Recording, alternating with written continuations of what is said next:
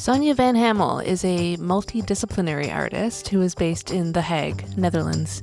I'm so glad she found me because her new single, Goodbye to Mercury, is a gorgeous tune, accompanied by an award winning music video.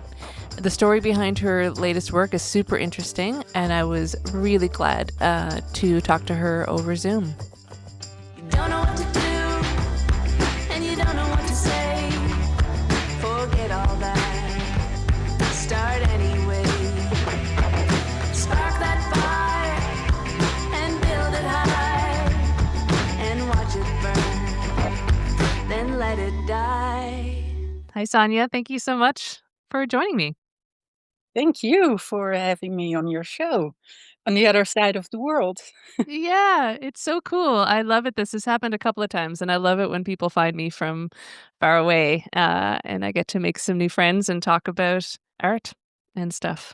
Yes. So I'd love, we're gonna get into some cool stuff today, I think, but I'd really like to start by talking about the new album that you've been working on that I think is coming out next year, right? 2026. Yeah. And we will talk kind of more about how that evolved, but the single that you released, Goodbye to Mercury, is so cool. I love everything about it. It's just like lush, big instrumentation, that's driving beat under the very ethereal vocals. This builds into this wall of sound. It's so great. What I Thank really love you. about it too Yeah. is the lyrics, which are very personal, obviously, and I see a lot of the similar themes running through a lot of the songs on the new record as well. So, um, I was wondering if you could talk a little bit about how that specific song kind of evolved for you. Yes, it was actually one of the first songs I wrote for this new album. Um, so I think I wrote it, yeah, it must have been in 2020 because my father died that year in during the pandemic. Um, and I didn't get to say goodbye to him. Because he was mentally ill and I had already not seen him for quite a while. But we were, I mean, he was a difficult person, obviously. And Mhm. I was sort of, you know, okay with that. We would speak once in a while, and sometimes he was friendly and sometimes not. But Mm. the fact that I really didn't get to say goodbye really hurt me and was painful. Of course. Yeah. I mean, Mm. um, even though we have uh, a strange history, but we'll get to that later. Yeah.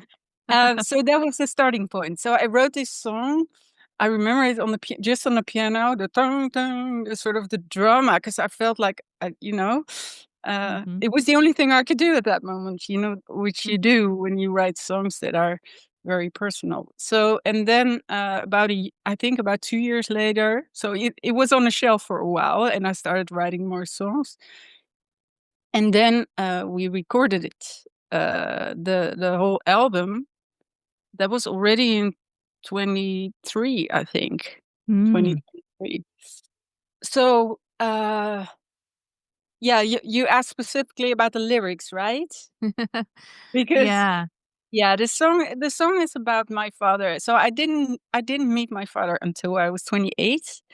I Mhm. grew up with a single parent, so with my mother in Amsterdam, and she of course, missed him and wanted to stay together with him, but he probably already had a new girlfriend or something. At least he was very violent to her. He was very rejective to her, to Mm.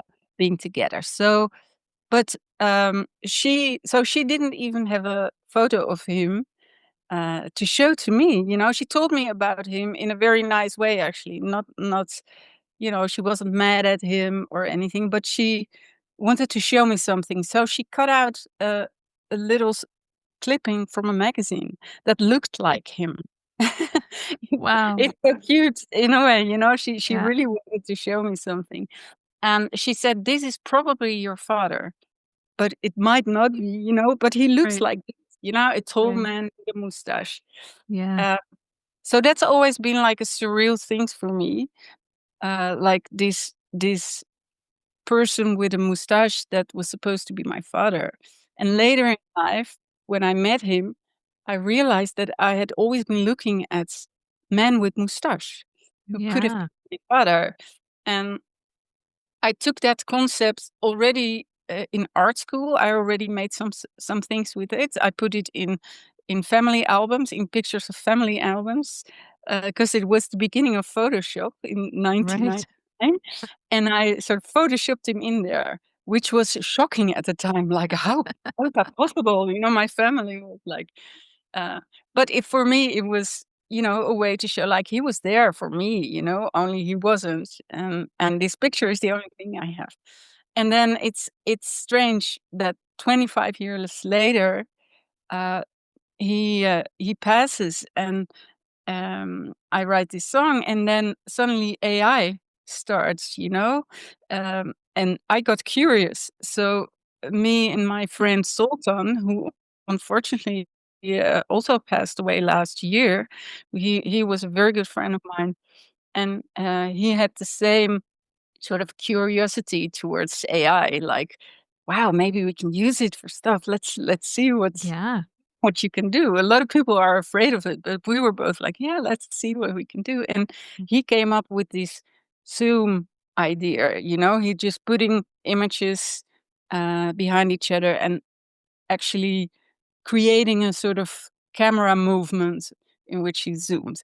So at the same time, I was thinking of making an animation with the song because Mhm. the album was finished, and then suddenly I thought, like, maybe I can do something with the man with mustache in this Yeah. technique. And so did that become the video for A Goodbye to Mercury? Exactly. So Yeah, so I cool. didn't I didn't even know what I was doing. We were just, you know, sort of experimenting, and it's just evolved into this video.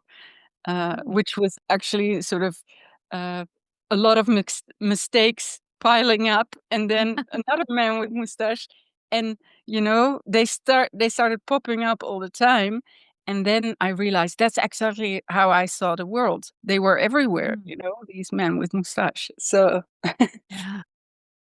That's so cool. I mean, tragic in a way too, because that's a very complicated relationship with family kind of going on there. But I really love how you were saying that, you know, you had no idea what you were doing and you created this award-winning video, which I think is really the essence of art. You know, if you follow all the threads and you just do what feels good, you can end up with something that is really special. Um, yeah, that was even crazier, you know, because we had no money. We just put a lot of time in it. We worked on it for over a year, I think. mm, And just, you know, worked on it and then put it aside for a while, and then it evolved into this video. And I showed it to a couple of people, and they said, like, you have to send it to film festival. I was like, oh well, yeah, I'll give it a try. And then it won the award on the National Film Festival here mhm. for best music video, which was really, really cool. Yeah. Super cool. Yeah.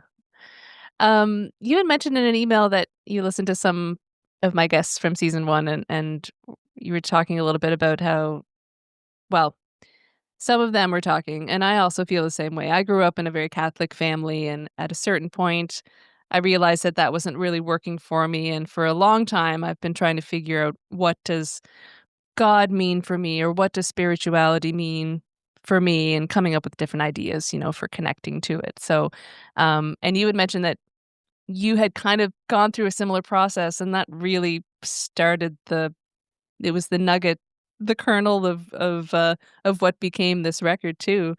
Do you wanna talk about the drawing that you sent me Yes. recently? It's so This is cool, thi I love it. yeah.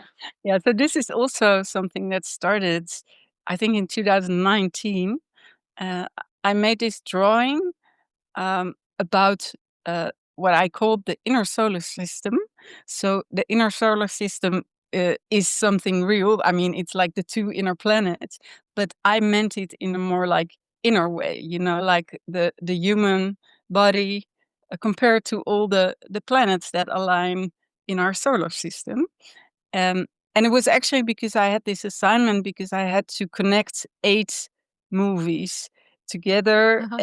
and I had to find a way to do it. But then it became so uh yeah, so personal in a way, you know. I really felt like I made this once I made the drawing, I was like, this is actually uh how I feel about making stuff, you know, and also a way to um put it into order or something. Because I'd been writing a lot of songs already about celestial bodies, the sun, meteor showers.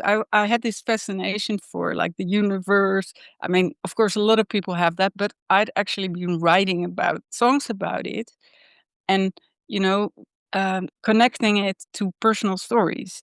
So suddenly, this drawing presented like a, yeah, a sort of universe that I could work with. And Mhm. so this inner solar system became the core of my yeah, of my album, and also is also the title now. Mhm. Perfectly. Yeah. And I had already written some songs about, like, one of the songs on the Leonid albums that you've heard. Mhm. It's called "My Muse, My Mars," Mhm. and that's about love. So I connected.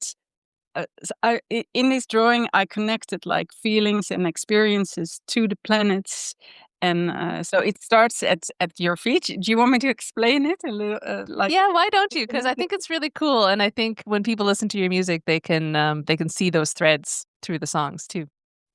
Yeah, because eventually the drawing will be in the album artwork too. Maybe not on the cover, but I will, Yeah. you know, put it in there somehow. But the thing is that, so it starts at your feet. There's Mercury.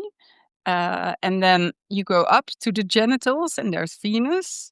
Then you go to the belly, and that's Earth. So this is all in order in that. In the real solar system, it's the same. Mhm. So after the belly, it's a heart, and that's Mars.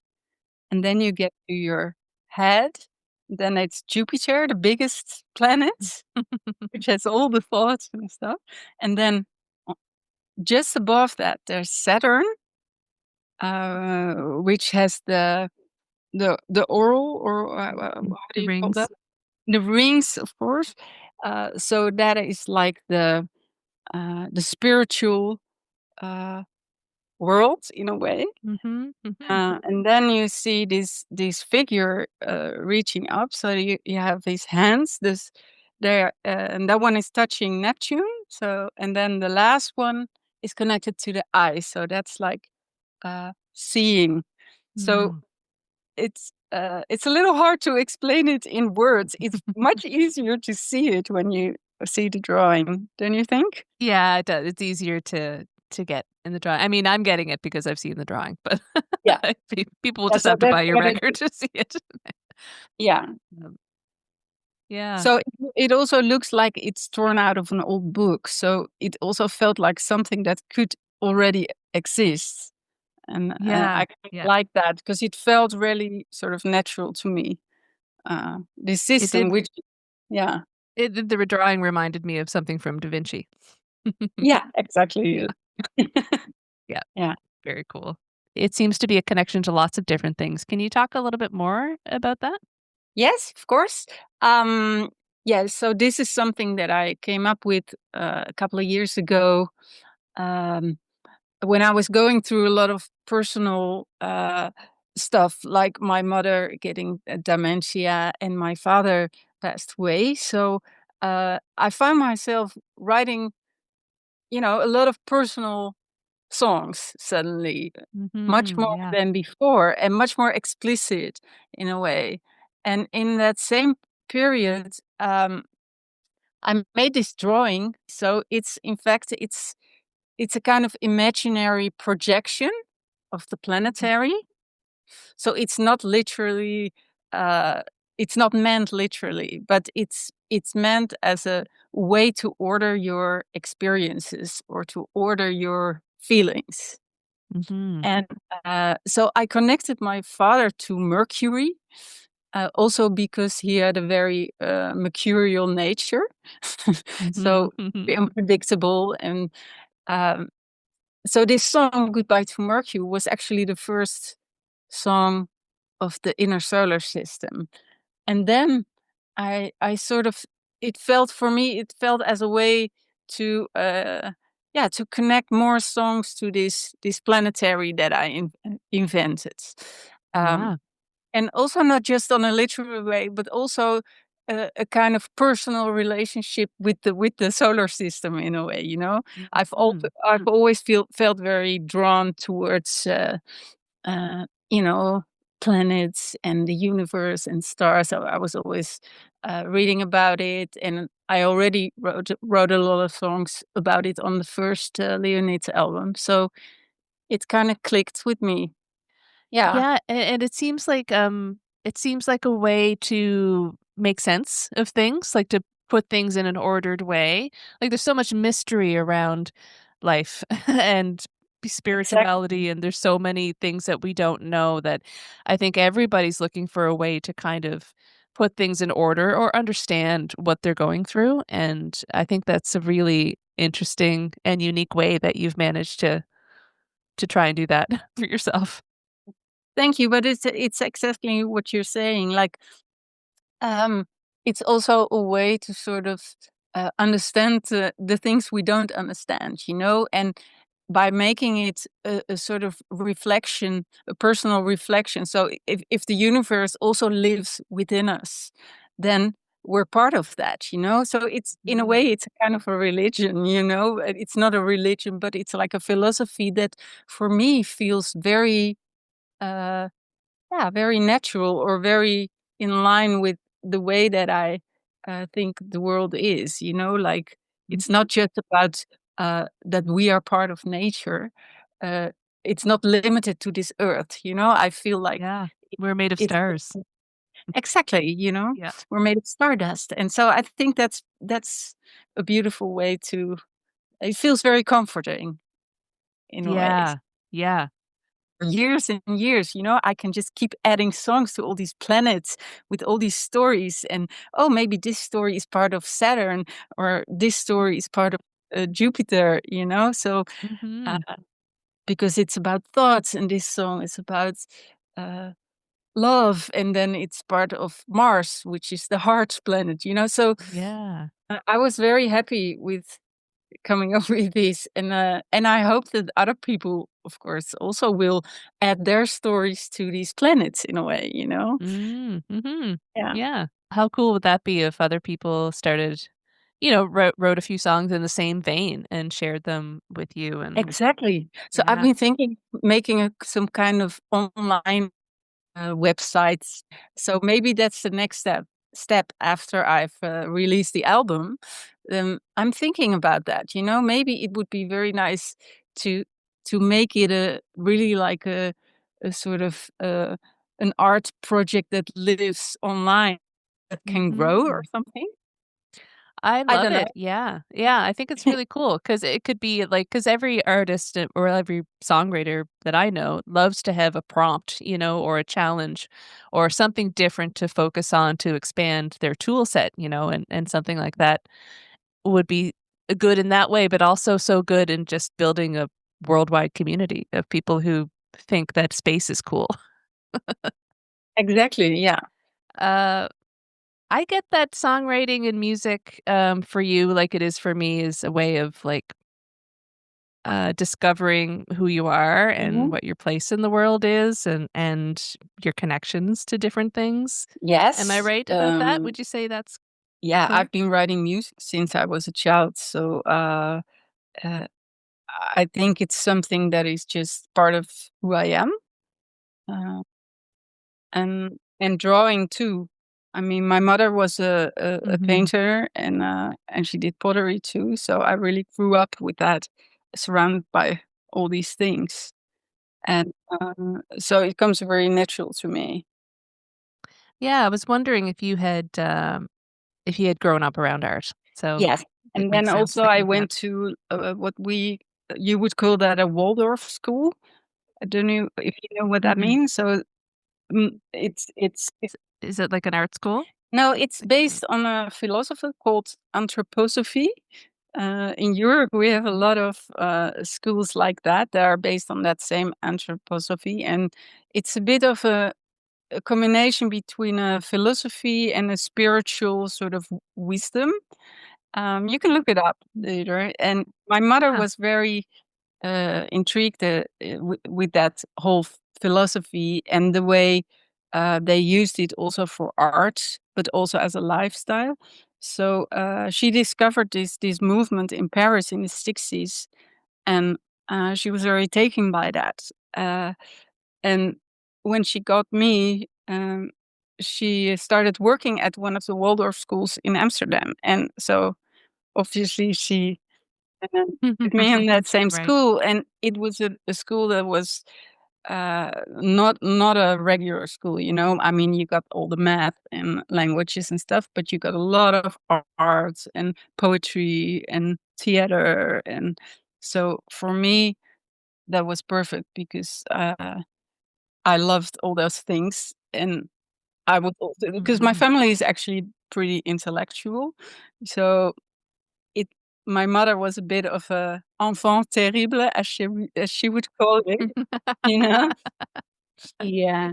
She really, looked for her own path and went into art, Mhm. and then, so this school combined both in a way, you know? Uh, it was still a school where you could, you know, learn the regular stuff and not drift from society, as to say, but also have all these extras, and I still benefit that from that, I think, today. So, Mhm. yeah.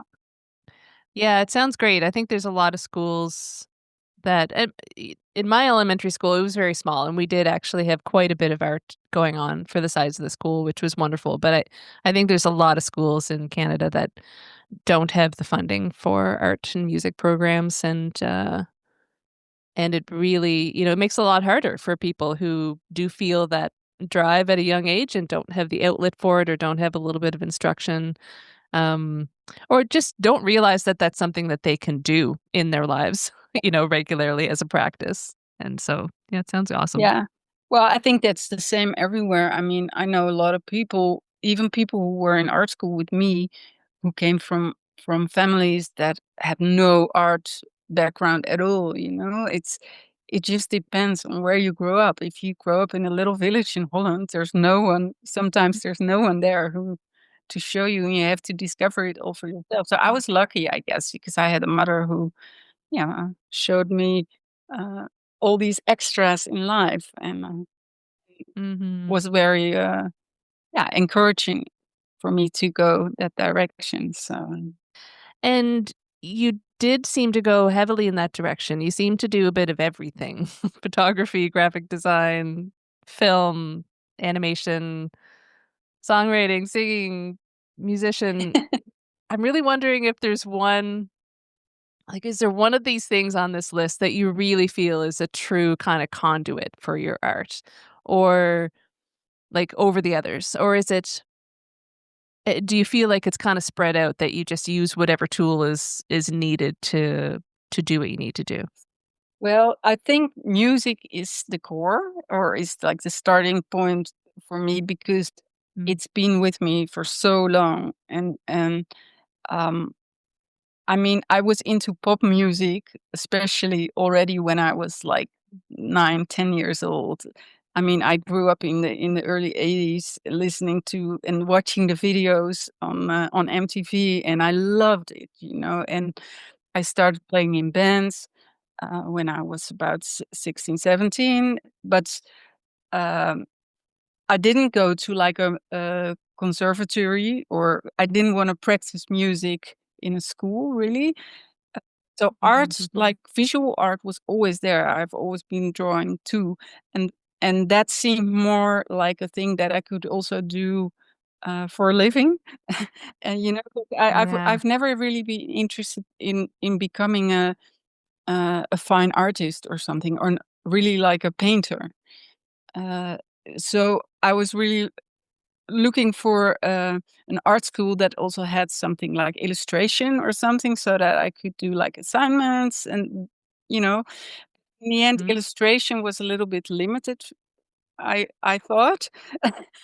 Mm. because I didn't wanna do just drawing, and that's when I discovered video and photography and making collages. That was actually when I went to art school.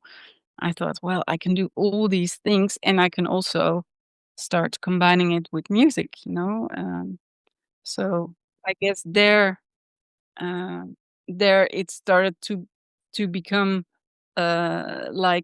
something that I could do all at the same time.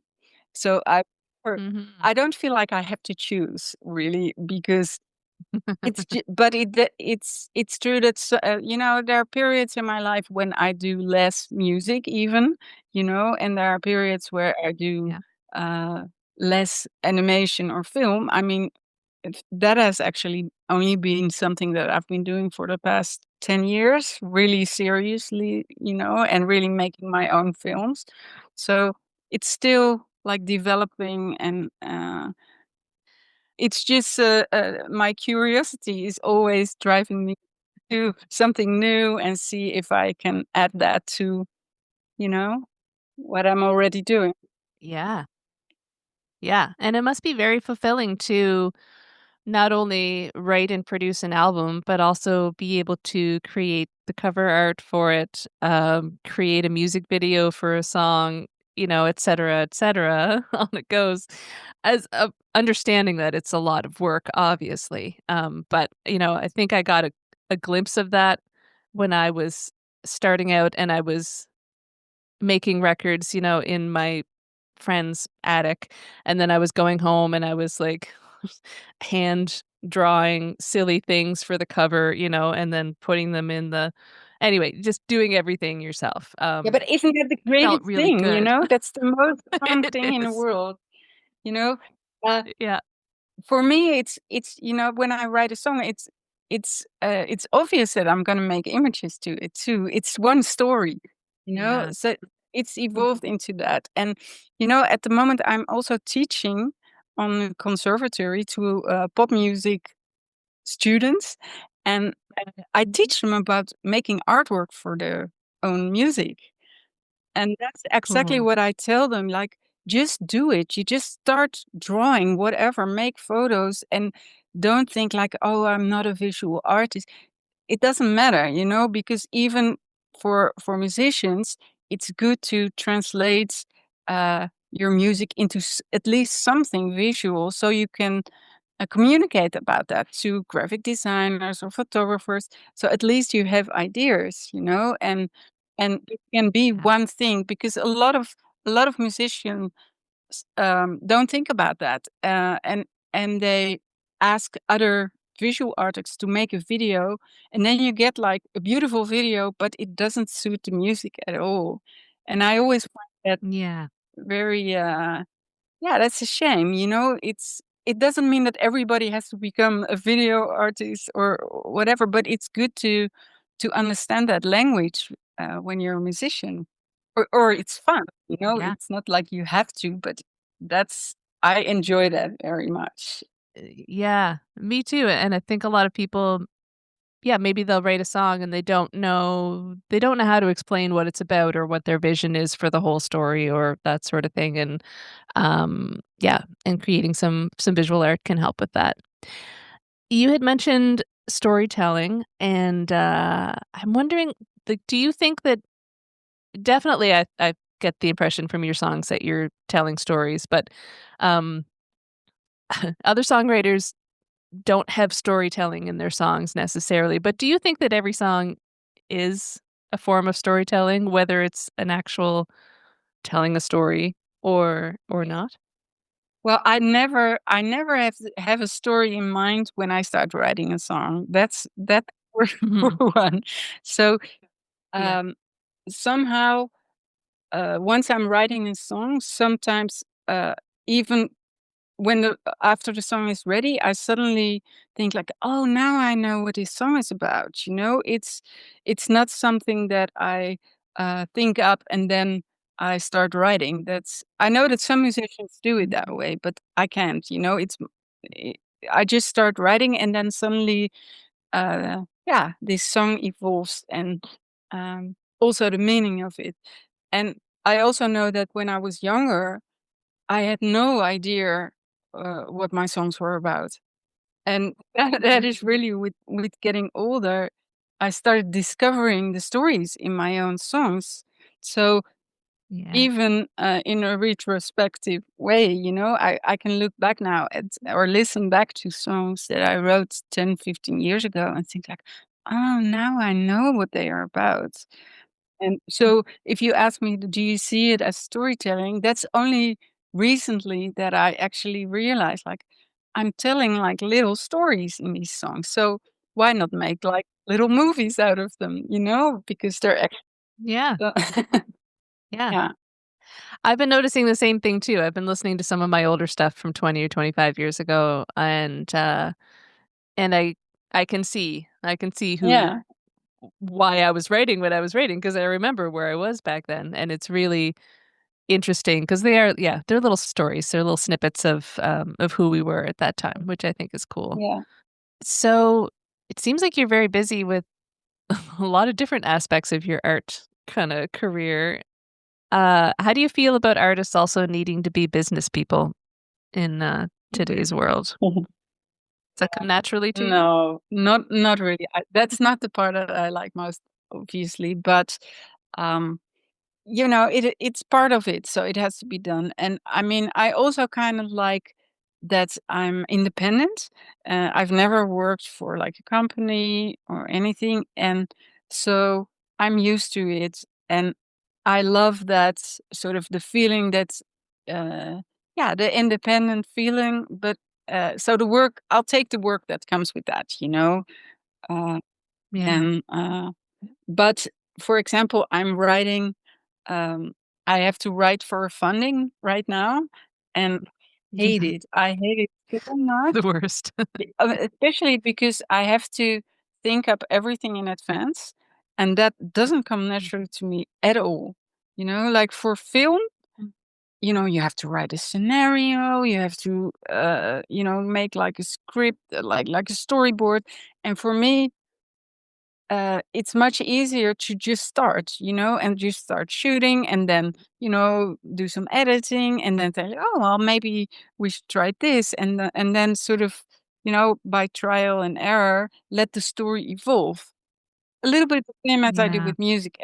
But for film, it's almost impossible to get funding. Um, yeah, if you don't do it the traditional way. And that's really annoying to me. Yeah. I know that Tess Yeah. Martin was talking about that too a little bit. I was just gonna say that. Yeah, she said almost exactly the same thing. And I think some other filmmakers that I've had on have said similar things, that it's I think even, like, with a song, obviously, you kinda write it, you work on it, and it's done. So you can submit that as a demo if you're gonna try to get some funding to record it in a way, and that makes sense. But if you're trying to capture something in a film, it does seem ridiculous to me that you have to have, it all planned out. It leaves nothing to discover during the process, and that's where the magic is, right? Exactly. No, that's and it's so strange that it hasn't changed over the years, that it's still like that in modern times like this, and I yeah. Well, but I'm trying my best to make it as good as and clear as possible and not, you know, put myself in a position that I don't feel, uh, the fun anymore because Yeah, because that's what it's all about, right? Is joy. exactly. Yeah. So, you have the album, coming out sometime in 2026, and what else can we look forward to coming from you? Do you have any other projects that are Yeah, well, they're connected to this album. Mhm, mhm. Because, now I've made this video about my father, and right now I'm working on a film about my mother, because she was in Yeah, Paris in the '60s, and, she lived there for a couple of years, and that's always been like a sort of, a mystery to me what kind of things happened to her there, and it was a very important time for her in a good way and in a bad way. So and, she, has Alzheimer, now, so she lost most of her memories.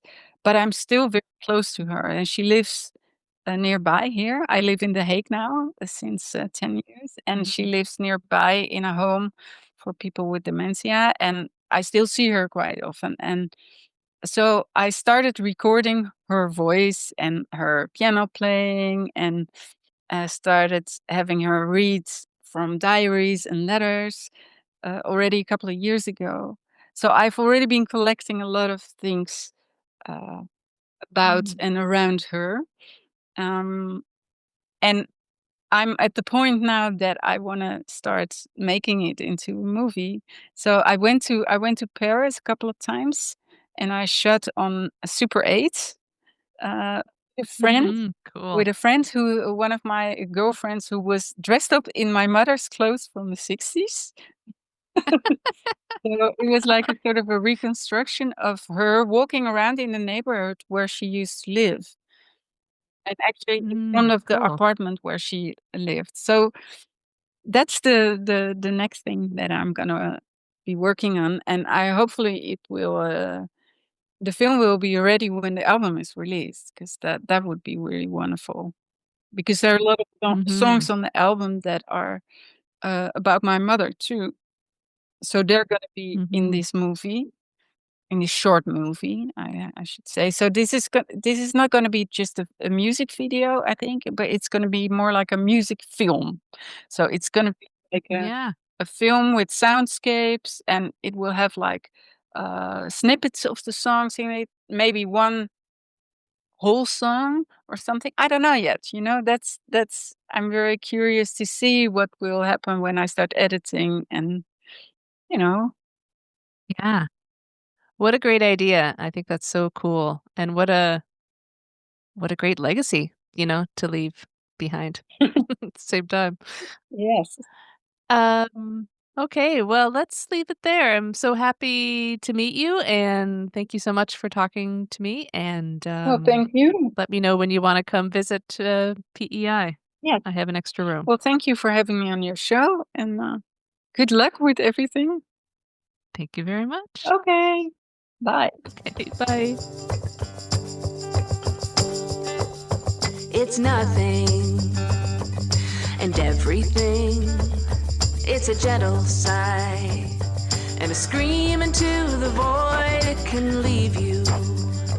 It can be you if you let it. You don't know what to do and you don't know what to say. Forget all that. Start anyway.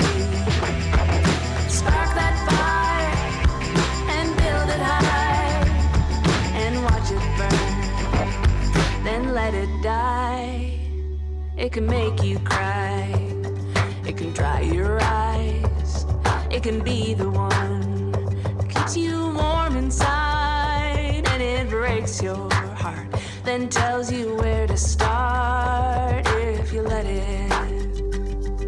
You don't know what to do and you don't know what to say. Forget all that. Start anyway. Spark that fire, then build it high. Watch it burn and let it die. It can make you stand up, make you fly. It's a lifetime. In the blink of an eye, it's obsession and objection to the status quo. You got a lot to do, and you got a lot to say. Just write it out, get it on the page. Find your crew, get mobilized, and maybe soon you'll realize that it's nothing and everything. It's a gentle sigh and a scream into the void. It can leave you. It can be you if you let it.